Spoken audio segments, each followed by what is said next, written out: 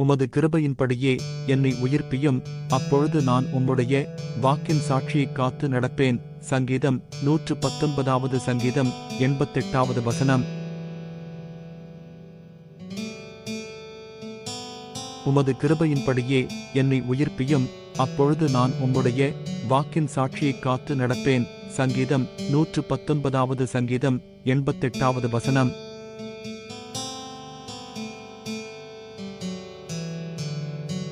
உமது கிருபையின்படியே என்னை உயிர்ப்பியும், அப்பொழுது நான் உம்முடைய வாக்கின் சாட்சியைக் காத்து நடப்பேன். சங்கீதம் 119 சங்கீதம் 88 வசனம்.